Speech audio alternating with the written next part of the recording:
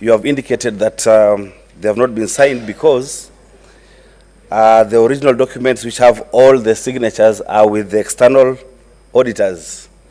But Mr. Speaker, my knowledge of accounting has it that the documents that are taken to the auditors are actually original copies, and you are left with the photocopies. So I don't know how you are able to get these documents that you've put in the annexures. Where did you fish them from? I want that clarity, because then the ones with all the signatures were with the external auditors. I thank you, Mr. Speaker. Thank you, Mr. Speaker. I indicated that these documents, we got them from the file of the Chief of Staff. The Chief of Staff, ordinarily what he does is that before he forwards the document, the original document to the Department of Finance, he makes a copy.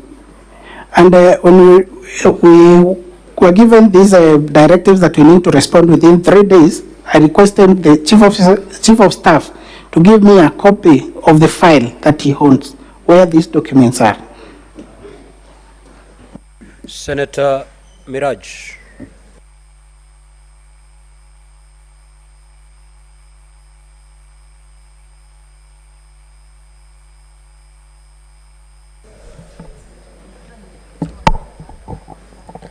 Thank you, Mr. Speaker, sir. My questions goes to the County Assembly. Are the IFMIS transactions that form the basis of the impeachment of the governor the same ones that are the same ones under investigations at the EACC? Thank you, Mr. Speaker. Respond.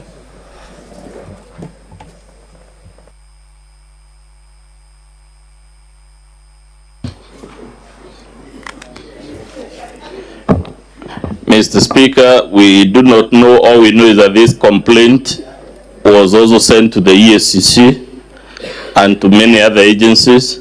Whether the EACC is actually investigating it, we do not know, and there is no evidence, either from the governor or from anyone, that the EACC is investigating these complaints. Senator Lekina.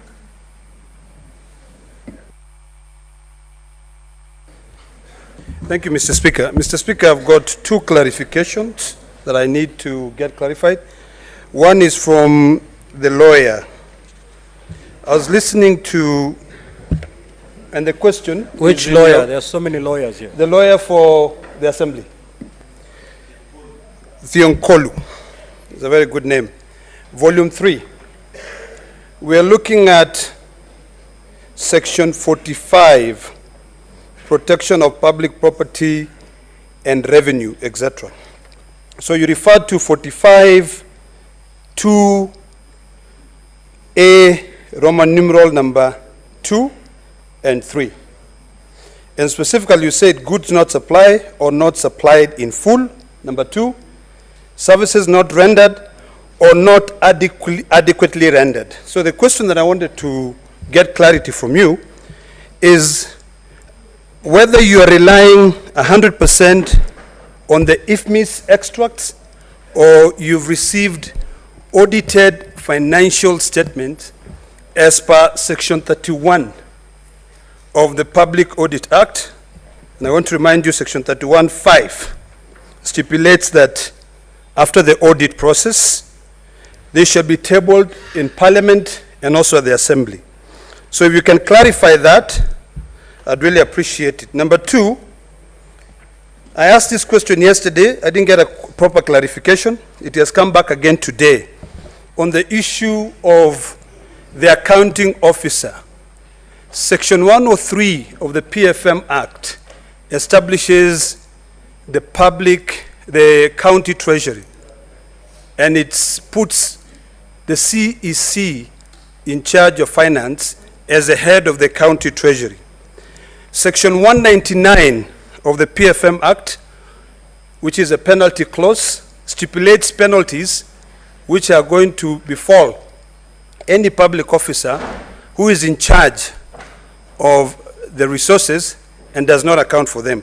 Could you kindly clarify whether the documents that you've supplied in the case have been audited by the Auditor General